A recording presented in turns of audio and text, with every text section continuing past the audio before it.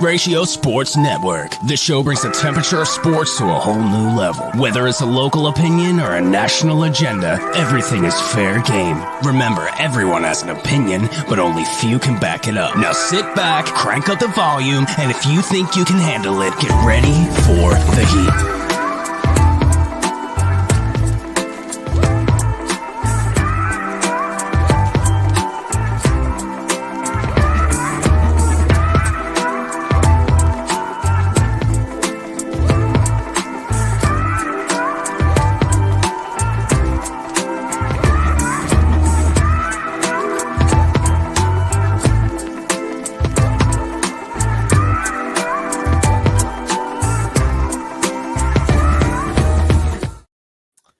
We're live. Welcome to everybody. Heat Ratio live on remote from our homes tonight.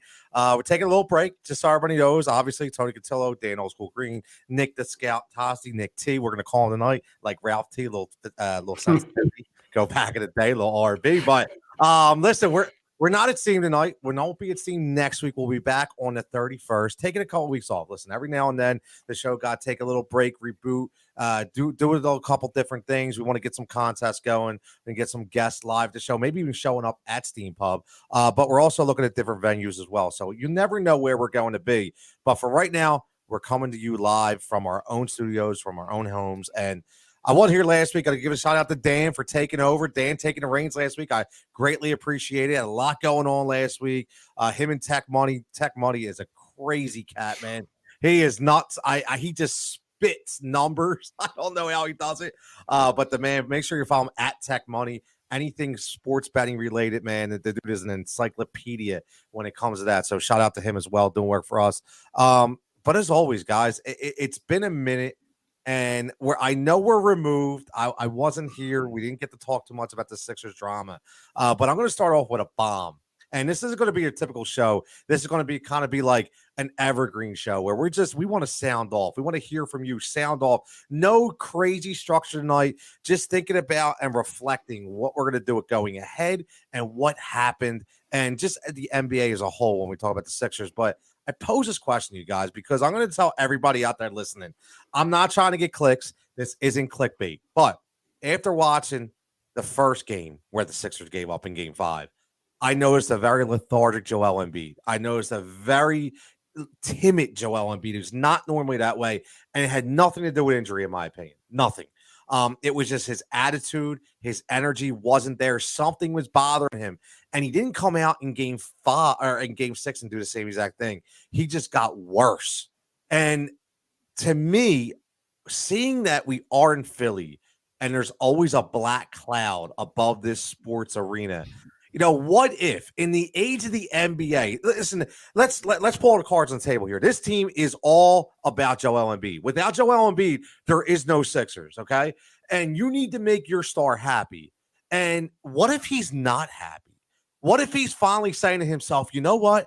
I'm doing here I am with a Batman mask. I got a broken tendon in my thumb, right? I'm doing everything I can, and I can't even get 10 points from my other elite scorer. I can't get any energy from anybody. So what if he finally says, you know what? This isn't working. We tried everything. I just want to win, and it's not going to be here. It needs to be somewhere else. And what if at the end of the day, he wants to leave? What if he wants to walk away? Let's face it, in the NBA, the players rule the roost. That's exactly how it works. It's guaranteed contracts. If he doesn't want to play and he wants to do a John Wall or a Russell Westbrook or a la Ben, you know who, he may want to do that.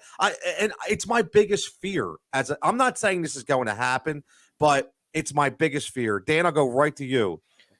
Should I calm down on this, or am I reading too much into it? Am I going jigsaw crazy, or do you think there's some credence to this?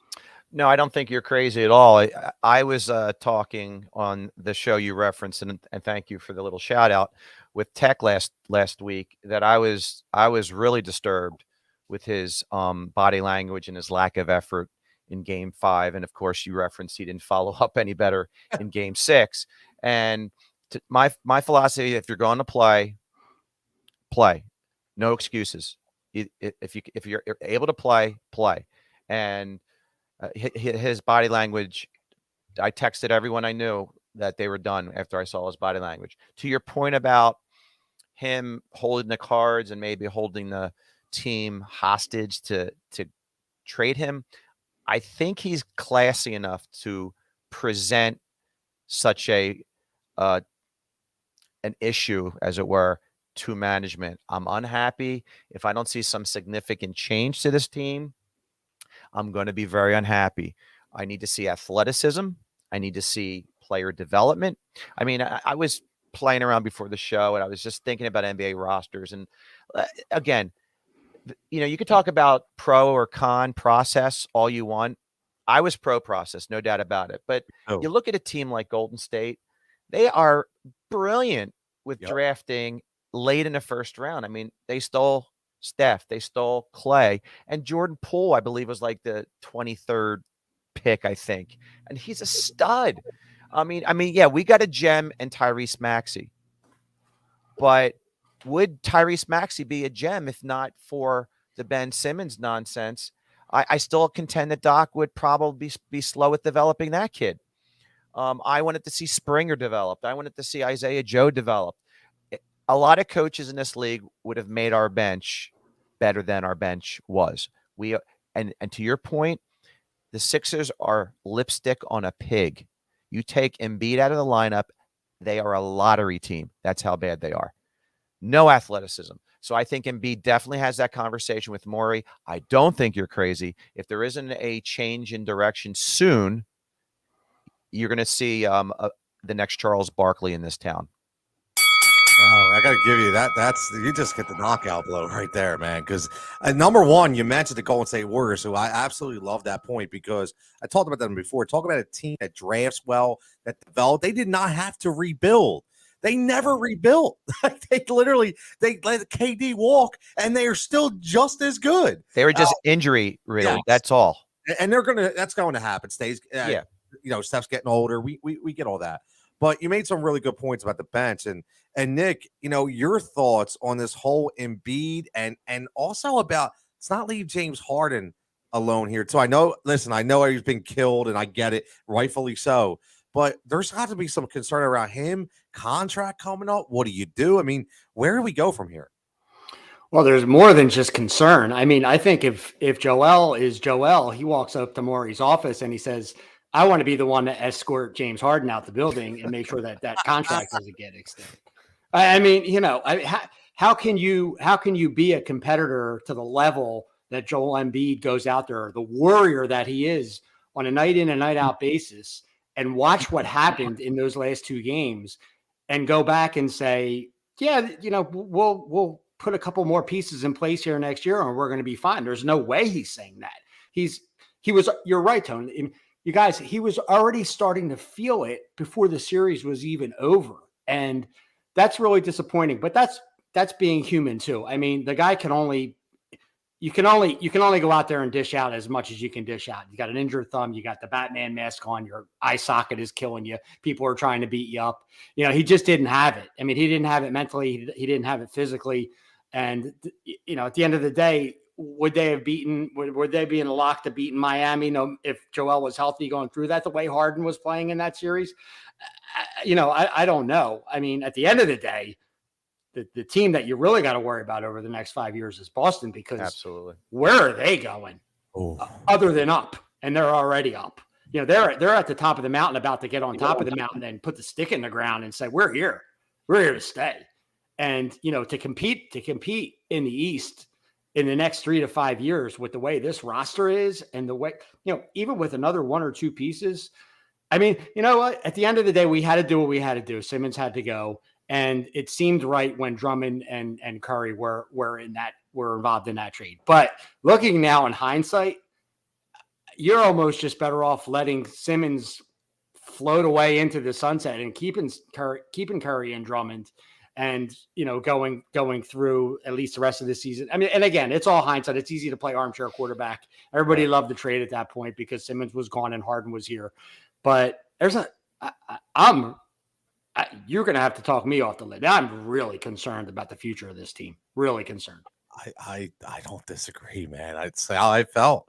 I mean, we were on such a high, right? Or such a high. This is a really far stretch comparison here, but that first 5 games, though, how explosive they were when James Harden was here, to me was the equivalent to Chip Kelly's first game here, first half against the Redskins with Michael Vick, and they just went completely off.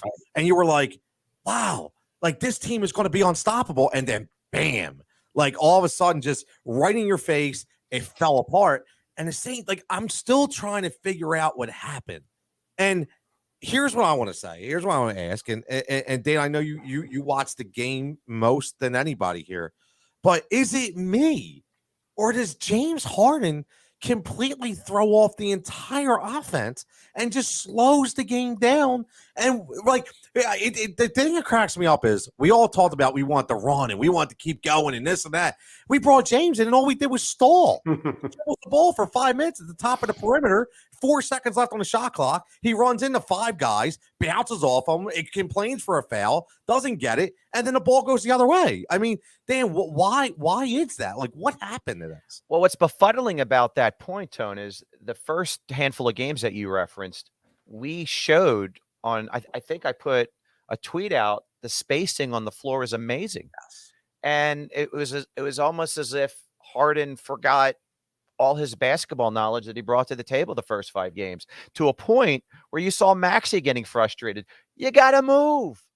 You know, he's clogging up space. It's befuddling. And again, you just gave me a little kudos that I watch more basketball than anyone. Listen, I'm not going to sell my basketball knowledge short, but you know more than I do. And I asked you when you were really intrigued with Harden, I kind of asked you in that I'm not so sure kind of way, do we really want Harden? Is he really going to bring a championship if we get him? And I'm not selling you short. You were like, yes. And I was like, okay. So my hindsight was, I wish they did that Halliburton and Buddy Hield trade. Oh. And that would have made me happy, because then you have 2 young athletes. You didn't have to give up all that draft capital and Drummond and Curry, etc. But again, you're right. Hindsight's 2020, as Nick referenced. And once the trade got done, we were trying to sell ourselves on. I referenced it at our last show to Al. I understand that everyone, even yourself included, knows that he wasn't the Harden of 3 years ago. Right. But was it in his back pocket if need be? That's the phrasing I used. And Exactly. and I realized quickly, no. Like I thought it was. I can't believe it wasn't. We all got excited over his 31-point game when I rolled out a stat last week. He had 32 straight 30-point games 3 years ago, Tone. And 18 of them were 40-plus games. He averaged 41 points over 32 stretch games just 3 years ago. So if you get one 31-point game out of the blue, don't give me he's back. That was an aberration. So he's, here's how I'll end my little spiel on this question, Tone. If the NBA is about athletes and athletic teams, and our, quote, second best player, really third, is Harden, who is very unathletic at this stage of his career, what does that tell you about the future of this team? That's how I'll leave it. Now, you make a great point about in his back pocket, because I thought, Nick, that at the flip of a switch, I was consistently saying, I was like, you know what? I'm not worried. You know what? I'm not worried. And you know what? I was probably feeling the same way as Joel Embiid. Joel was probably like, we're good. That's why we got James. And he's probably sitting at home going, what the hell is going on? Like, you're James Harden, bro. You're passing the ball to Matisse Thybulle, who couldn't hit a tractor trailer parked in a parking lot with a shot. He couldn't guard a tractor trailer either. Yeah, well, yeah. What happened to him? All of a sudden, boom, he can't play defense. But we got to keep Matisse, man. We have to keep Matisse. But that's another point. Yeah, that's a point. But yeah, I was wrong with that one too. Let me answer this, Nick, because I'm very curious. Number one, you did mention about, you're thinking, no way do you max him. But if he doesn't want to take less money, what do you do?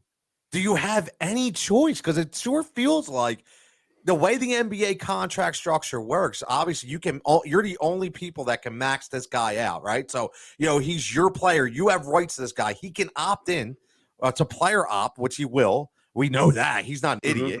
Right, so we all 100% have him next year. But beyond, do you not even have a choice? Do you? And this thing came out today. Let's get your opinion on this. They talk about Daryl Morey has these magic hands that he says he knows James is going to take a discount, so he can go and get bring a Bradley Beal in here somehow or a Zach LaVine. I mean, do you even buy that at this point? Well, it's what do you do? The answer, what do you do, is addition by subtraction. And you can't lock yourself into a long-term contract situation with James Harden if this is the James Harden we're going to see in the next 4 years, over the next 4 years. Oof. And could you imagine this fan base in the next year and the year after and the year after and 3 years into a 4-year contract where you're locked and loaded with him and he's just fuddy-dudding around, playing the way he's playing up and down the court with no effort, no enthusiasm, no jump, all the things that you think. Fat. I mean, I just don't. This city. We've seen. We do our show. We have our Flyer and Ice show. We've got some. The Flyers have got some contracts where you could say the exact same thing. I mean, you look at Kevin Hayes, who's tied up for another 4 years, 5 years. I mean, it's just like at some point you just can't. You've got to, is the juice going to be worth the squeeze? What are you getting out of him versus what you're paying for him? And is he going to, if you can scale it back and get him at a discount, who can you bring in? And then what is his role at that point? But, I don't know. I mean, what's a veteran max? I mean, can they do a veteran max on him? I mean, is that? Well, the problem. I mean, the problem is the only guys they can actually bring in right now are going to be veteran minimum guys because they can't afford anybody. Correct. Right. So that's the other issue. You can't even add you have to, right. You got to add somebody that wants to come here. And after that debacle, who the frig wants to come here? I don't know. Right. And that's the biggest issue. But I know where they do want to go. They want to go to Steam Pub for the home of the real-time draft beer list. Make sure you get there, check out that menu, check out the phenomenal list of draft beers they have. We're usually there. But again, we are home tonight. And also, if you had wind damage the other day, Prime Roofing is where to go. The only place that can rescue your roof in one day, the first time, the right time. Dan, is there anybody even out there? Is there anybody even out there that we could even look at? And do you think that Bradley Beal is attainable? Some of the things you're hearing, and if they do it, I'll lose it. Bring in Maxey? Yeah, you can't do it. No. You can't do it. You got to build around this kid. He is your future. You don't include him in a Bradley Beal trade. I agree with 1,000% with Nick. There's no way you can give this guy a multi-year contract because you just referenced Joel Embiid. If he plays the way we think he's going to play, Embiid's stuck with this guy for another 4 years. He'll lose his mind. Yep. And let's another misnomer. And again, all of us were athletes back in the day. You cannot play with a bad hamstring. End of story. I don't want to hear that he was playing with a bad hamstring. It's impossible to play with a bad hamstring. If you play with a bad hamstring and make any kind of quick motions, it tears, it gets worse. And he would be clutching and grabbing. So I don't want to hear the hamstring was the issue. Okay. So I just think he's aging before our eyes is the issue. It's that simple. And we have to make a smart decision. Now, to your question, are the Reggie Jackson type players available? That's kind of what you have to look at. Maybe instead of trading Tobias Harris for another mega star, you trade Tobias Harris for 2 or 3 guys that are making $10 million to $12 million a year and get 3 Reggie Jackson types. Give me athletic guys that are on the uptick. But the problem is Beal's an unrestricted free agent, isn't he? No, you have to trade for him. He's not? No, you have to trade for him. And that's the thing. So, and the thing is, you can't. How do you trade Tobias? Who wants to take Tobias's money? You're you have to trade Tobias Harris, who I can't believe I'm going to say this, but played the best out of anybody. Well, no, you're right, Tone. But the only thing I'm speculating is you just referenced it's a player run league, correct?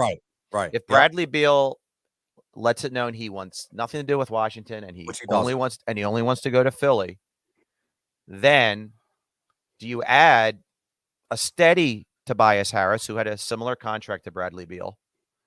Maybe throw in Thibault, who I have to admit, I was wrong on that kid. Me too. I thought he looks like the kind of kid that would put the work in. His shot's not broken when you look at it.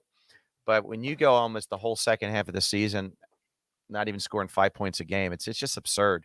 It's how do you not slash and just get 3 dunks a game? You know, just like you're athletic. So I'm done with him. So if you can sell his defense and a steady Freddie and Tobias Harris, and they say, listen, you're going to get nothing for Beal otherwise, maybe they would do it. Actually, Washington has a decent core right now with the players they got from LA. They do. So it's not a totally unattractive trade, in my opinion, if you're going to get nothing for Bradley Beal to get Thibault and Harris and bring back Beal. I'm just trying to think from the gun to my head standpoint if I'm Washington.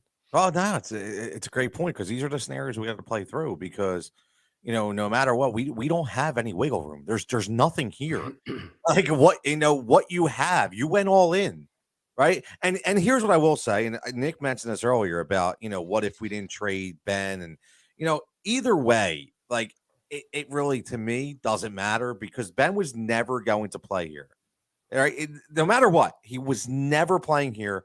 So, okay, so you sit there, you eat the money. Drummond's a free agent after this year. You got to figure out what you're going to do with Seth, with Seth, because he's going to need to get paid, especially because you had him playing starter minutes. So, the biggest thing I think is what you said earlier, Dan, that Doc did not develop any of these players. But I'm gonna tell you one thing though, and Nick, tell me if I'm crazy, but if the three of us sat here and I said, the way I feel right now, I'm lost. I'm pissed, right? I'm over. I can't, I'm a season ticket holder. I'm not even I'm so distraught right now.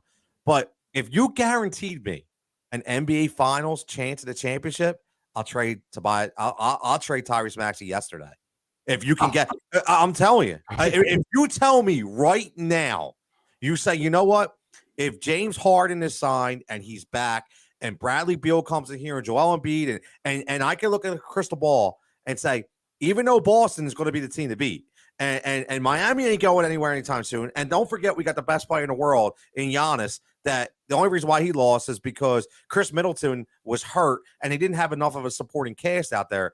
So you have to contend with them too. But if you can guarantee me a finals appearance, Nick, I'm going all in, and I'm saying, Tyrese, love you, but I need to win now. Am I crazy? I know it's tough.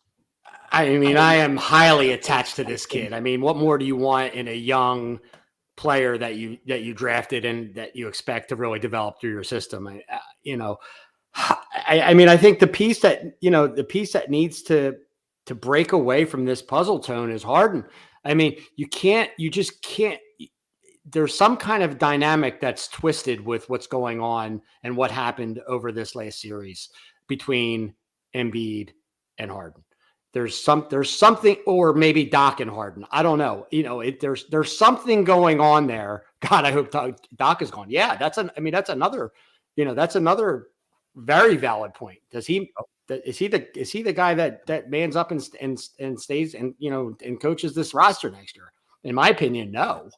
I mean, I'm out on Doc. We already, people say, oh, we ran Jimmy Butler out of town. No, we didn't. Brett, he did not want to play for Brett Brown. Jimmy Butler was no dope. He knew that he wasn't going to grow with Brett Brown.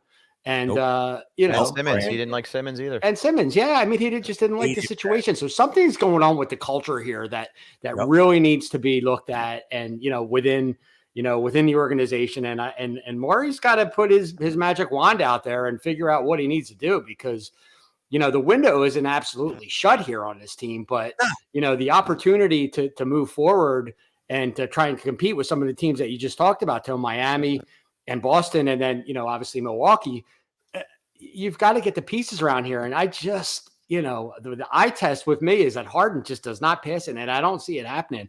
And I just don't want to get handcuffed. And I don't want to see this team handcuffed to James Harden over the next 1 year, 1 to 4 years or whatever it is, with his opt-in. Yeah, I mean, and that's unfortunately that's where we're at.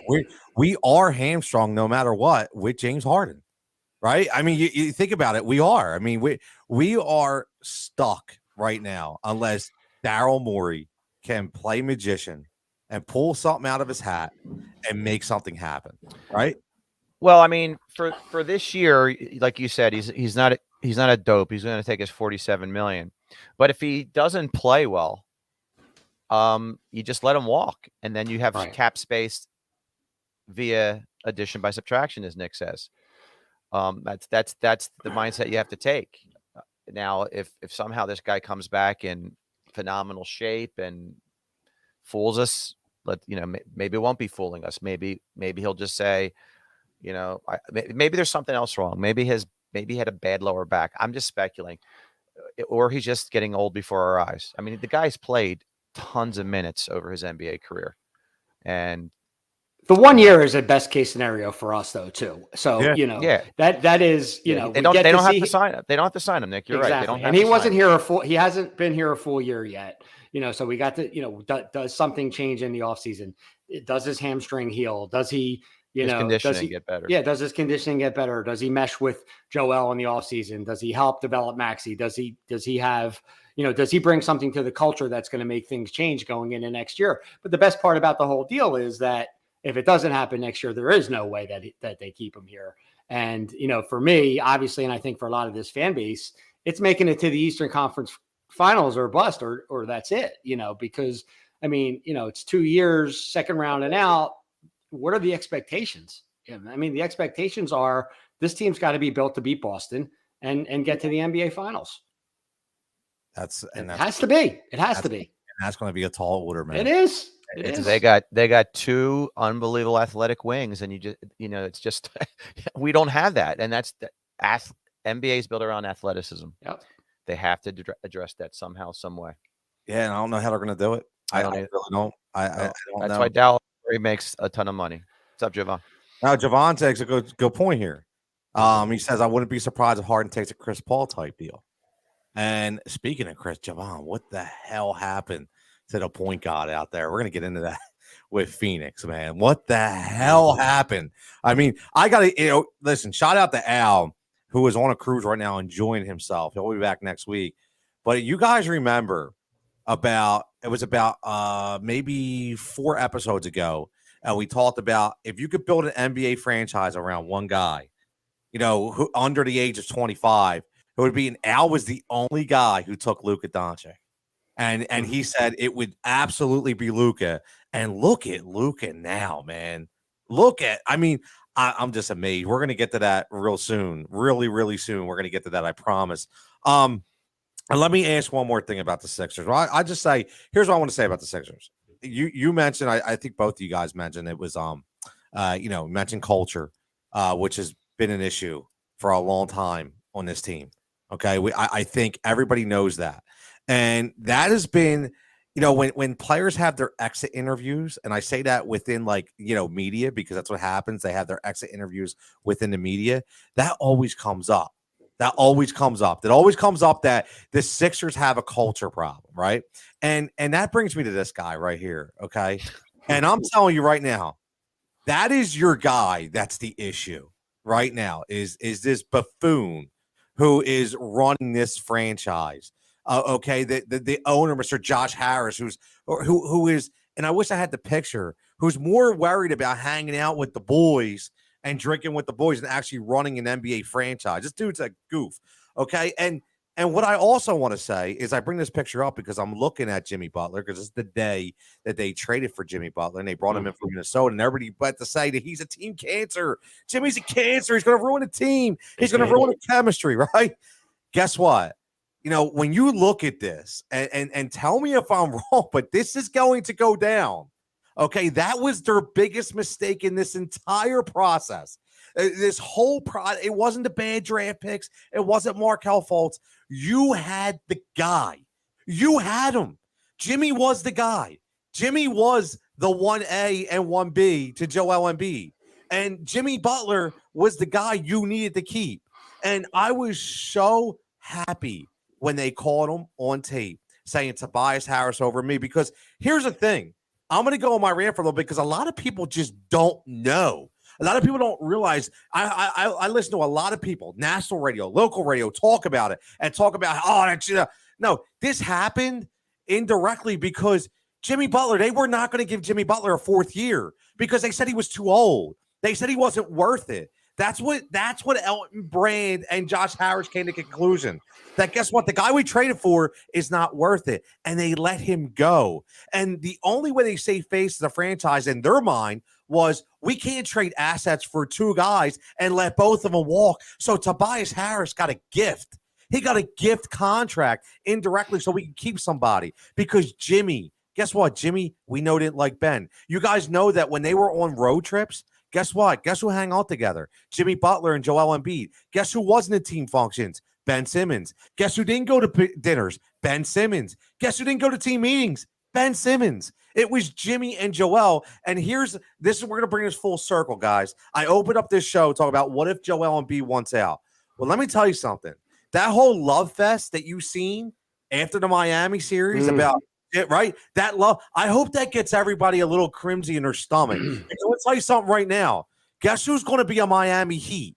Okay, guess who's going to go to the Miami Heat if he walks in that office that's not happy? It's going to be Joel Embiid. Okay, because Joel Embiid knows that Jimmy's the guy he needs to win him a championship. And they took it away from him.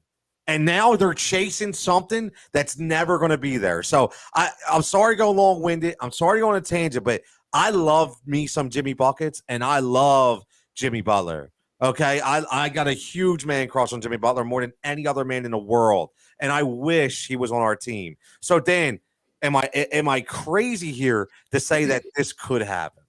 No. I saw you teeing that one up.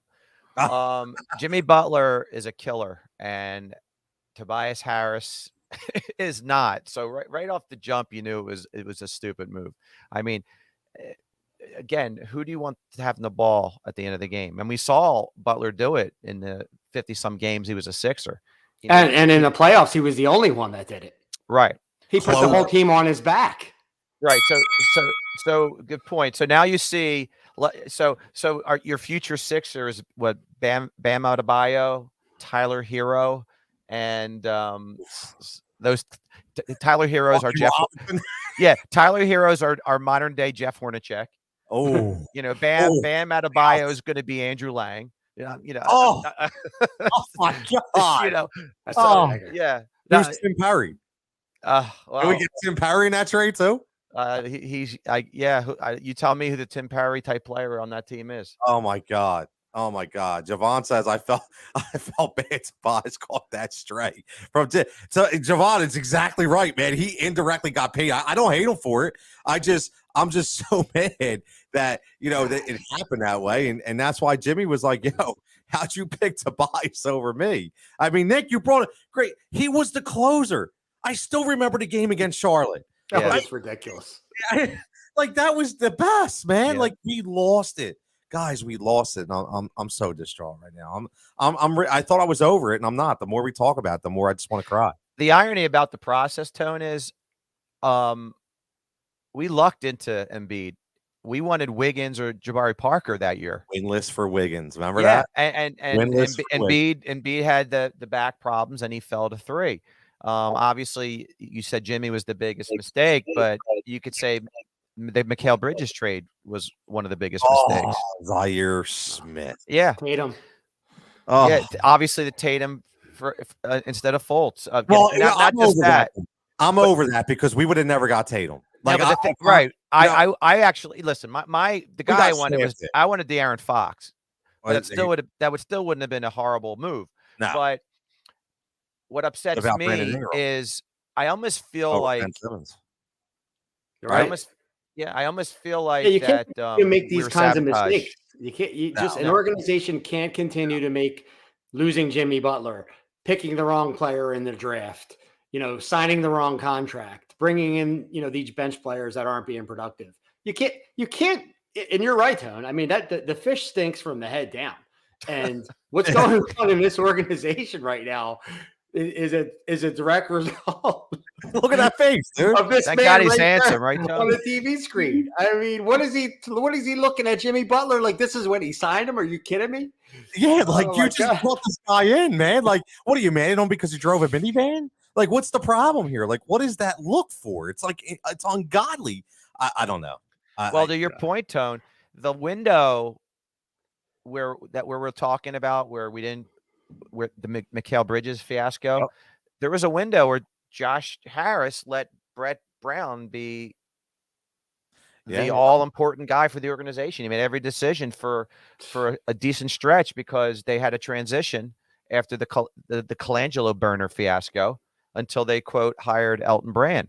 And where's Brett Brown, by the way, for everybody who, hey, Brett Brown's a great coach. Where's he at, guys? I'm looking for him. I still haven't found him. Know where he's at. He hasn't resurfaced on any NBA team, right? No. So come on, man, stop. But yeah, so that guy ran our draft. Decided on Butler, decided on Bridges. So that was the window where we didn't have Elton Brand. Or we did have Elton Brand. What kind of power did he really have? I mean, look, have you heard his name since Morey's been on this team? And remember why you know what? That's going to go down to all-time like fraud too. You remember when Jeffrey Lurie stood up when they hired Doug Peterson? They were like, the emotional intelligence. Like he just made up something out of his ass, right? Same thing with Elton Brand. Why do we bring in Elton Brand? His relationships around the NBA. What the hell did he do? Like, he didn't do anything. His relationships didn't get him anywhere. Yeah. Like, they just make it up as they go. And that's why this organization is just falling apart, man. It is. And the head coach, Javon says head coach doesn't play the young guys. He's talking about Doc. I say that all the time. Yep. The organization does not make me happy to watch basketball. I'm with you, man. But here's what let's get away from it because it's not going to change. We got an entire offseason to talk about it. Okay. We've already went way too long on it, which is fine. We're passionate. We love it. We love hearing from you as always. Make sure you check out at Steam Pub on all social formats and at Prime Roofing PA at Roof Rescue as well. But let me ask you guys this NBA playoffs. Let's get into the talk before we talk a little Bryce Harper to end the show. Right now, 4 teams. We know what happened. I can't believe the Suns collapsed. I'll tell you, man, this is crazy. So shout out to Josh Wagner, producer at Sirius. So he said to us 3 weeks ago, we're on the air, and during one of the breaks, he goes, "Yo, guys, Mavs in 6." That was when the Suns were up 2-0. I'm like, dude, you're out of your mind. And my co-host Jason from Win Daily Sports, Jason Mizrahi, he says, I will send you the biggest chicken pot pie if that happens, bro. You name me the address, I'll send it on the air. So last week on Sunday, we're on the air, and he's texting the address, sent him a pot pie straight for that because I just cannot believe that Luka went off. Yeah, but he was wrong, Tone. It was 7. It was 7, but right. He says that, but it just the crazy part is that's crazy. Nick, they didn't show up. Yeah. Like not just one guy, 2 guys didn't show up.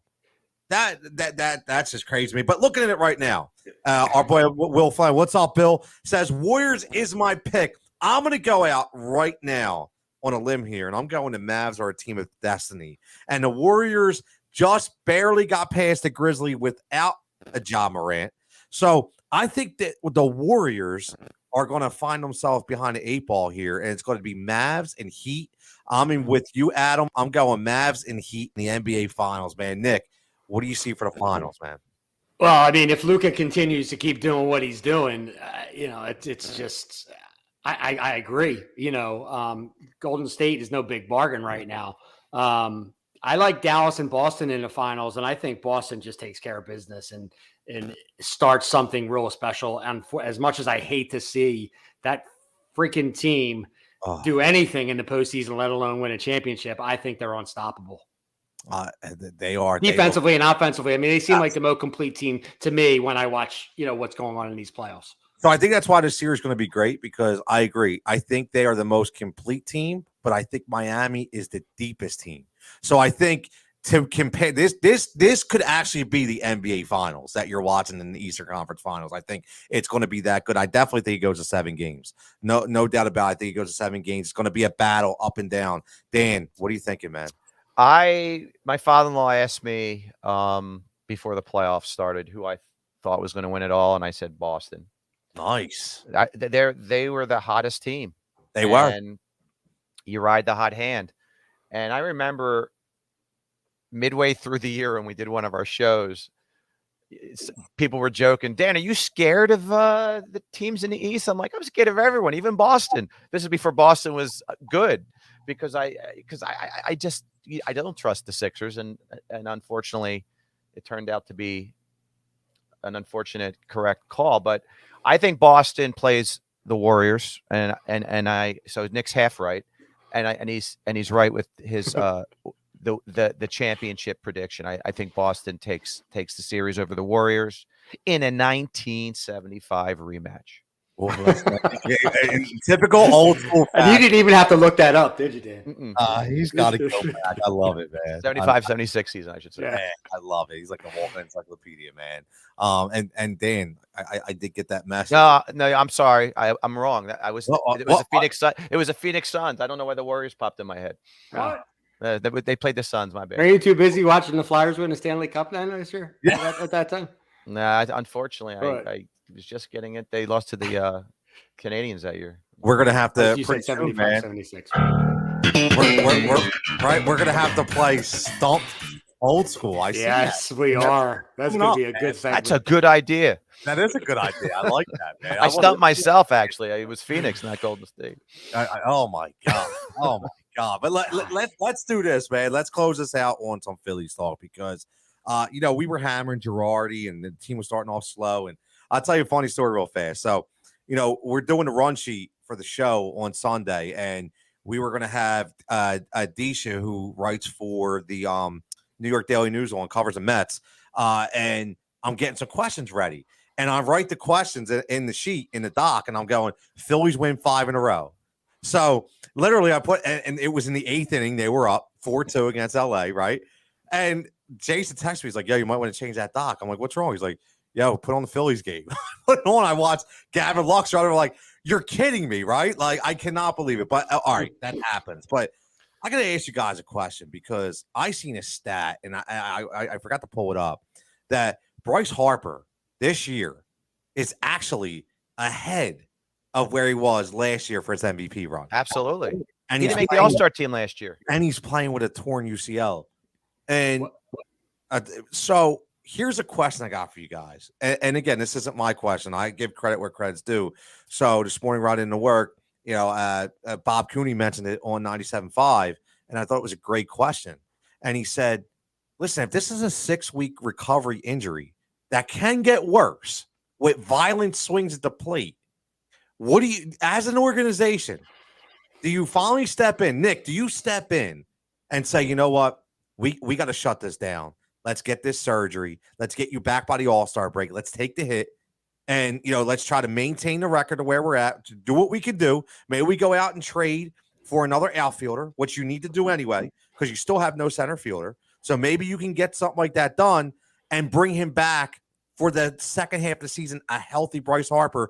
Or do you let it go? Nick, like, is this a no-win situation here? Well, not being a doctor and not knowing the severity of the injury. I mean, he damaged a ligament in his elbow, making a throw. So, I mean, now he's relegated to DH duty.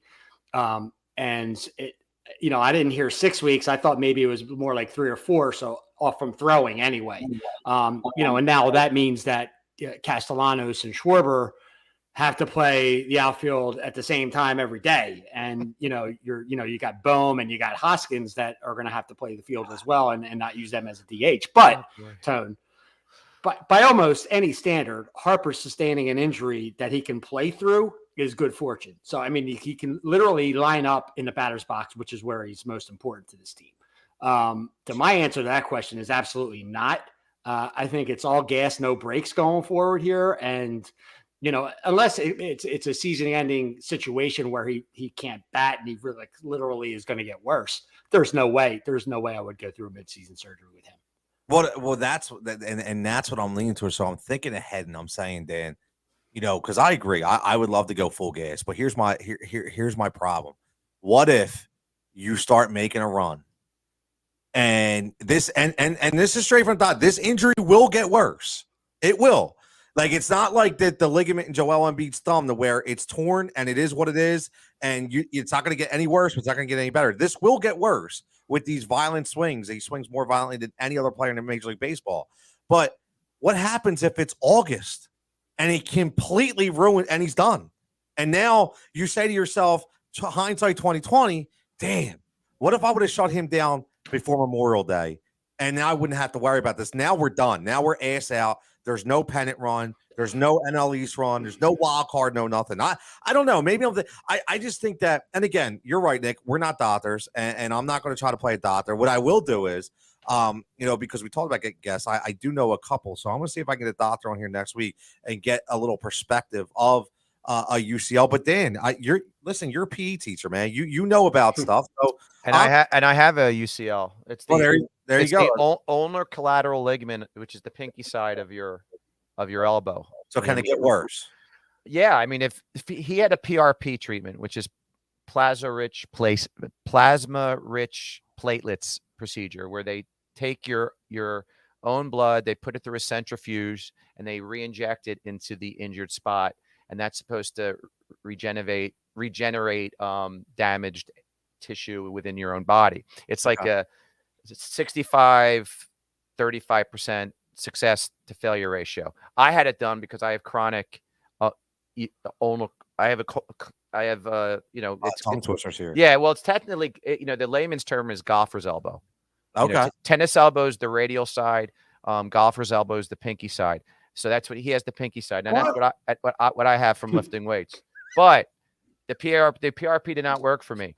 And you remember he had that procedure done, and they talked about should he have rescheduled it because he was on a hot streak? And well, listen, PRP is a painful few days after you get that injection. I was very sore for a long time, so he was probably playing through pain with that PRP injection as well.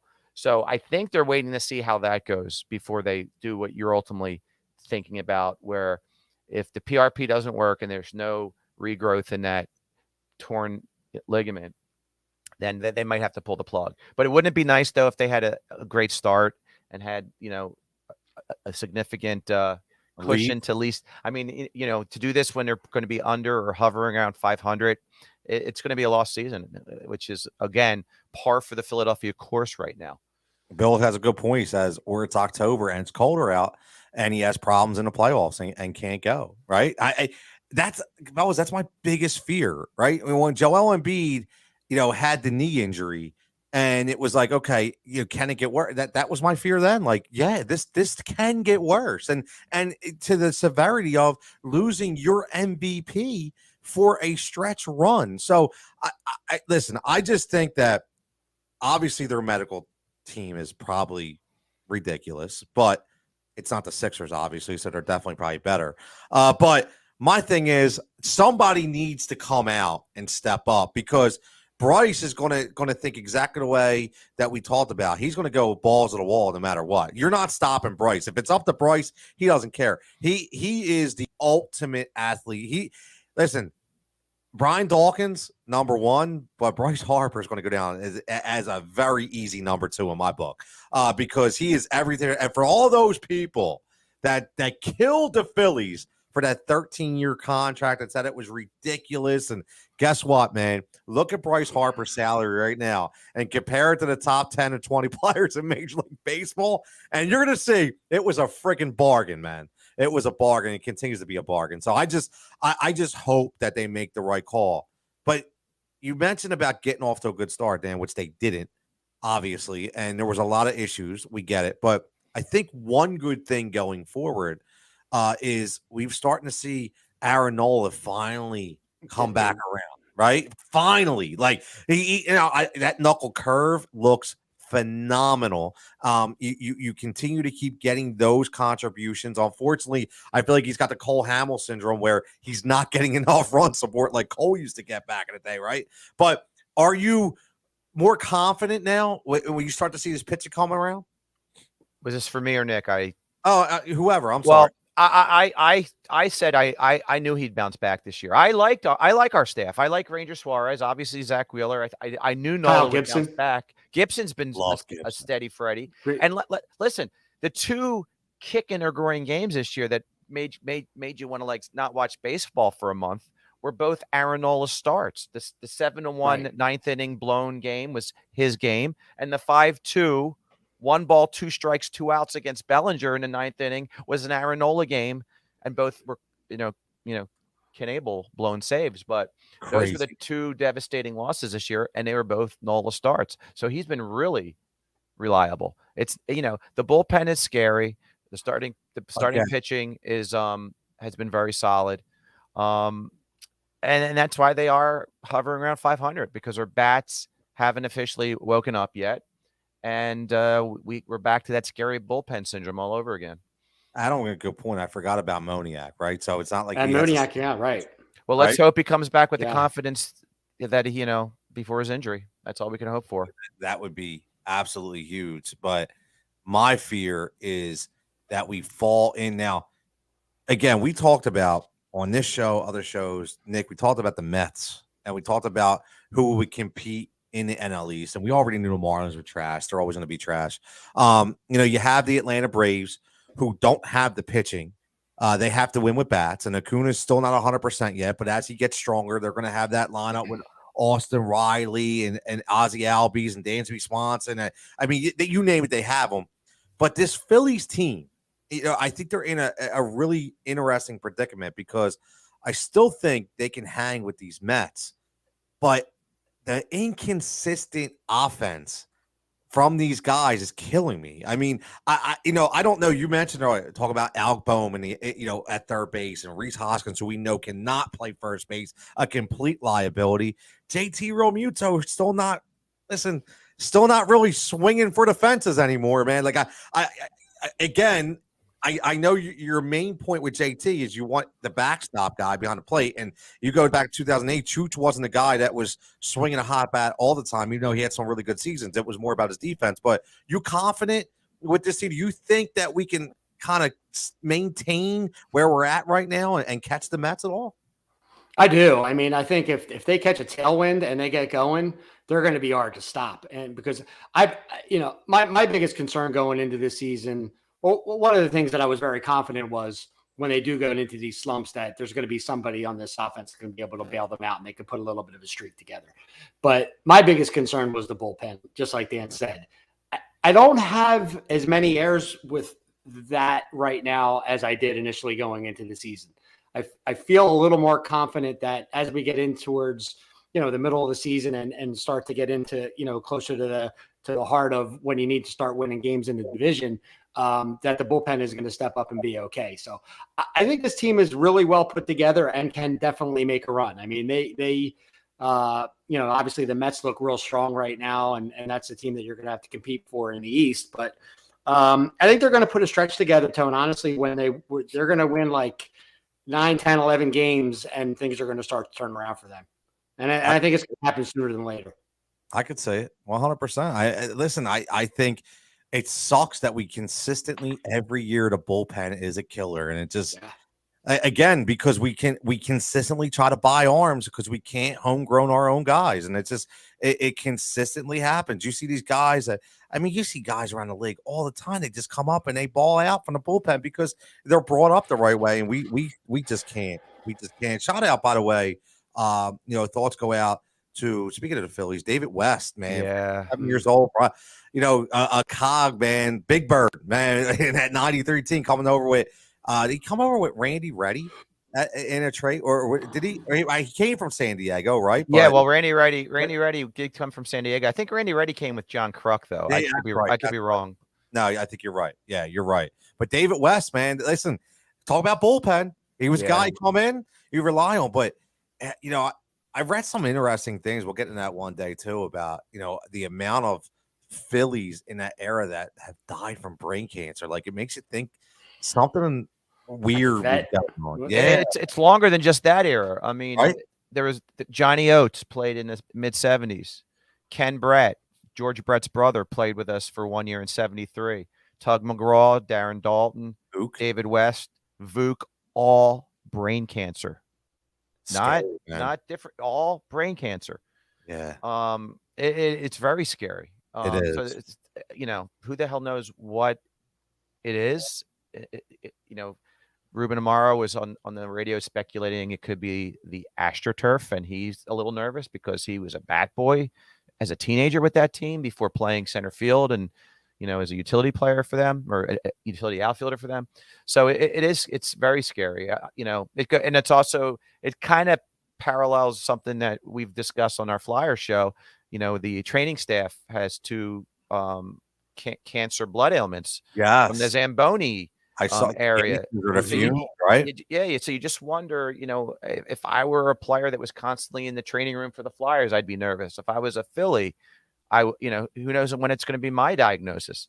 It's very scary. That's Nick brings up a good point. You bring up a good point about Rube, because I know from being a youth soccer coach that there was an issue that came out about 2 years ago about the carcinogens in the AstroTurf and the little black pellets that would come up to the point where From tires, right? Yep. And they literally shut down all the turf fields and made them get redone, or you weren't allowed to play on them because of that fact. So this is a real issue.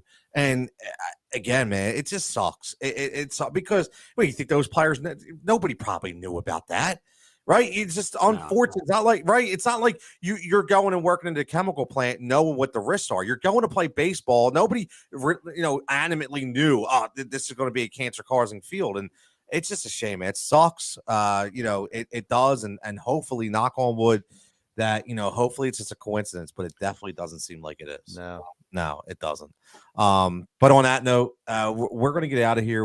Fantastic show. Appreciate everybody checking in. Again, we were not live from Steam Pub this week or next week. We will be live back on May 31st. Give us a little break towards Memorial Day. We got some interesting things planned. We're going to get some more guests on the show more frequently. We have some interesting concepts coming up. And there's about 2 to 3 new shows that could be in the works. Check out, again, Tech Money and Dave Glockner from Fourth and Go that are doing some MLB betting shows that are pretty interesting that pop up every now and then. So there's going to be a lot of interesting things coming out, and you never know, we may pop up somewhere in the Bucks County area at a different spot on any other given day. But as always, make sure you're following at Steam Pub. Make sure you're following PrimeRoofingPA.com at PA Prime Roof Rescue. If you need a repair, please let us know. We will direct you in the right way. But as always, at Heat Ratio Sports on all social formats, whether it be Instagram, whether it be YouTube, whether it be Twitch, or it be Facebook, whether it be Twitter, everywhere. We're everywhere. And again, make sure you're checking out these boys right here. Flyer always doing tremendous things. Always get 2 minutes for roughing. We got old school quick takes with old school Dan. We got Fourth and Go radio. I will be back with the final judgment. Got a couple things. Finally freeing myself up, man. It's just crazy world. But again, again, if you like fantasy sports, make sure you're listening to me on Sirius Satellite every Sunday night from 9 to 11. We've been having some really good guests on there as well, so I appreciate all the support. And we got a really cool thing for you guys out there. I started my own content. I know Nick got in there. Dan, I was disappointed. I didn't get nothing from Dan. Maybe I'll get him on next week. But we started the fantasy flashback, and it's an interesting concept. We pick a year, and we say, look. When was this? Oh, you didn't say it. Graduation weekend, maybe? Yeah, I think I'll give you a break.